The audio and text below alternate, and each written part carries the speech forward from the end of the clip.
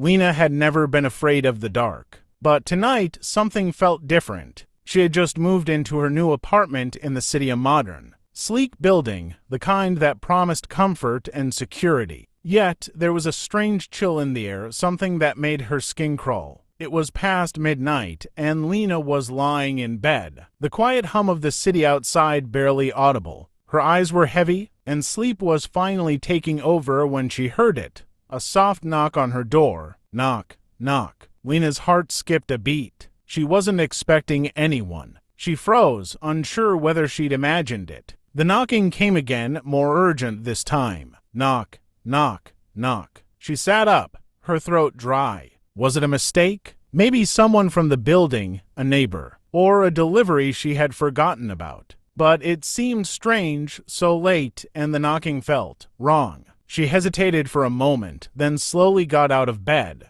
The hallway light flickered as she walked towards the door. Every step she took made the air feel thicker, colder. Her hand gripped the door handle, but just before she turned it, she heard a voice. "Let me in." The voice was low, like a whisper, but clear enough to make Lena's blood run cold. It wasn't familiar. It wasn't anyone she knew. Lena took a step back, heart pounding in her chest. Who could it be? What could they want at this hour? Slowly, she looked through the peephole, but all she saw was darkness. "Please, Lena, I'm cold." The voice came again, softer this time, but with an edge of desperation. She stumbled back, panic rising in her throat. How did it know her name? Who was on the other side? Lena backed away from the door, her mind racing. She grabbed her phone and dialed 911. But before she could hit call, the lights went out. Complete darkness enveloped her. The knocking resumed, louder this time, as if it were inside the apartment now. Knock,